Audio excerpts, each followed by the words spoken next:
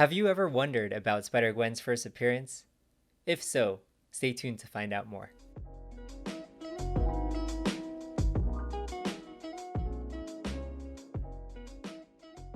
Hey there, comic fam, welcome back to Climbing Comics. In today's session, I'll be going over the first appearance of Spider-Gwen. My first exposure to Spider-Gwen was in Into the Spider-Verse movie, along with Miles Morales and all of the other Spider people.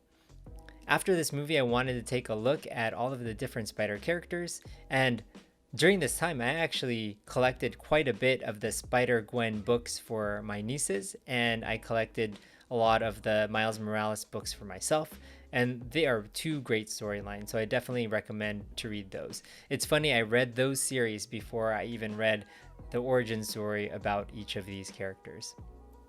Spider-Gwen hails from Earth 64, while our Peter Parker hails from Earth 616. Her first appearance was in Edge of the Spider-Verse number 2, coming out in September of 2014 by Jason Latour and Robbie Rodriguez. So without further ado, let's jump straight into the story. Edge of the Spider-Verse, Gwen Stacy, Spider-Woman. At the beginning of this story, she is known as Spider-Woman, not so much Spider-Gwen. Face it, Tiger, this is your shot. You see that an all-female punk rock band called the Mary Janes are rehearsing, led by lead singer and guitarist Mary Jane herself, and Gwen Stacy as their drummer. As they're going through this, they're trying to hurry up and finish rehearsal before they get kicked out.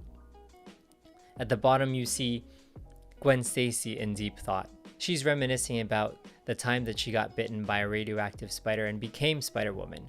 She first used her powers for entertainment, was on TV, playing the drums upside down, with the disappointment of Chief Officer George Stacy saying that she should be using her powers for something else. But you do see Gwen Stacy protecting her then boyfriend Peter Parker from a couple of bullies. Peter, being the scientist that he is, even in this universe, wanted to protect himself from others. So he ends up injecting himself with a serum that turns him into the lizard, but eventually leads to his death. Spider-Woman was there, and of course J. Jonah Jameson misinterprets this whole scene and thinks that she's the one that killed Peter, because then he says, with great power, and then you jump back forward, comes an even greater responsibility. So this is when Stacy goes crazy on the drums, and she got carried away quite a bit, and she just says to the band that she needs to go out to get some fresh air, and she'll be back. She's got a lot on her mind. All of these different secrets, the same thing that our Peter Parker has, she also has. She's trying to drown stuff out with music. She's reminiscing and missing Peter Parker, her late boyfriend, and she apologizes to him. She knows that she can't quit being Spider-Woman, and she needs to do what she needs to do. But right now, she's about to go to college and trying to figure out what she needs to do as a career. She talks to her dad on the phone, and she's like, I'm really into music. I really want to do music. He says, I know, honey, and the things we love are always worth fighting for. You're smart, talented, resilient as they come, and if you pay attention, life will show you where you're needed most. She drops off the phone because she needs to get onto the train, and this nearby police officer says, hey, put your hands up, and tries to put her under arrest because I think there's a public sentiment here that she's the one that killed Peter, so he's trying to bring her in. He's a bit nervous, shaky with the gun, and she notices, and he starts shooting at her. So she starts to fly away, and knowing that there's bystanders all around, webs up his hands.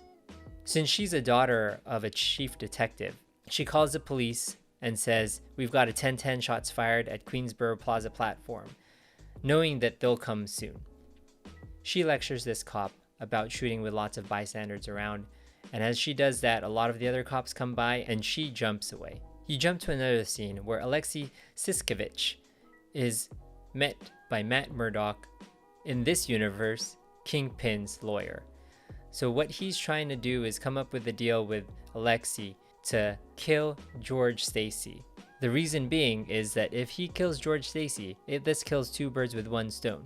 He thinks that Spider-Gwen is a villain, so he thinks that if we kill Detective Stacy as well as help Spider-Gwen, I think this will help them both. You jump to the concert that the Mary Janes were rehearsing for. 3 of the 4 band members are there, and obviously Gwen Stacy is not yet there because she was held up by the police. Her dad is in the audience. Mary Jane says, let's just go on without her, we'll just play really loud. As the Mary Janes are called on, you see Gwen Stacy trying to change in the back, but she's a little bit too late, they started. And with the disappointment of her dad in the audience, aw, Gwen, honey, you're late for your own concert? Alexi in the background sneaks up on him and punches Detective Stacy. At that same moment, Gwen tries to get to the stage, but sees this is happening. Alexi sees that his initial punch didn't take down the detective, so he comes up to him to finish the job. Just as he's doing that, Spider-Gwen comes out and webs up his fists. Alexi says, what gives, lady? I'm here to help you. He starts fighting Gwen because he realizes that she's not there to help him, and they start wrestling. She can't breathe, and you see the angst in her, just the same way that she was smashing those drums earlier. She breaks free, smacks Alexi in the face, and webs up his hands. He's still so surprised because he thought he was helping Gwen. And Gwen gives Alexi one big punch to the jaw and takes him out. In the background, you see George Stacy holding his gun up against Gwen and saying, don't move an inch. She puts her hands up, and just like our Peter Parker, has some quips saying, what's a girl gotta do to impress you? I just want to be loved. She says, wait, Peter's death was not my fault. At least not what you think. As he says not to move, she tries to justify by saying, all right, you're just gonna leave my judgment to Jameson's angry mob or the cop who tried to shoot me in a crowded subway? He says, I'm begging you, miss. Whatever it takes, however long it takes to do it, but you'll see justice. She says, I have no doubt about that. But sometimes what we want isn't what the world needs. Just then, she takes off her mask, and he realizes that it's Gwen. She says, you're a good cop, Dad. You put on that badge and carry that gun because you know if you don't, someone who shouldn't will. She says when she puts on her mask, it freed her from some responsibility. She thought she was special, and Peter Parker died because he tried to follow her example. She's got to take responsibility for it, but she can't do it in a jail cell. Her mask is her badge, and this is where she's needed the most, to take out guys like Alexi. Her father says, just go before the others arrive. She says, Dad, thank you. So as she flies away, you kind of see a prelude to the next issue, where there's another spider person in the rafters saying, yes, I believe you'll do, Miss Stacy. You'll do quite nicely. The last scene, you kind of get a little bit of an excerpt of what's happening in this whole story arc. The biggest threat in Spider-Man's history is coming, and it's going to take every Spider-Man ever to stop it. Each issue in this miniseries will introduce you to an amazingly different and fascinating spider character who will play a role in the Spider-Verse. You can see from this checklist, there's a bunch of different spider people here. This is really cool. Well, that was a really great first appearance of Spider-Gwen.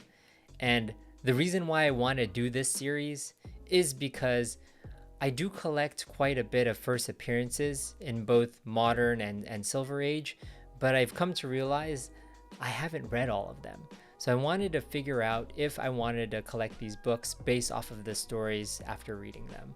And reading this story about Spider-Gwen, I will definitely look for this book in the future. So what about you? Based off of this story, do you think you'll want to collect this book as well? Or are you happy with reading it on Marvel Unlimited like I did? If so, put those in the comment section below. If you have any other first appearances you'd like me to do, definitely also put that in the comment section below. If you like this video, don't forget to give me that thumbs up button, subscribe, and click that bell icon so you're notified of when I come out with new content. From my comic journey to yours, make it your own. Thanks all. Bye.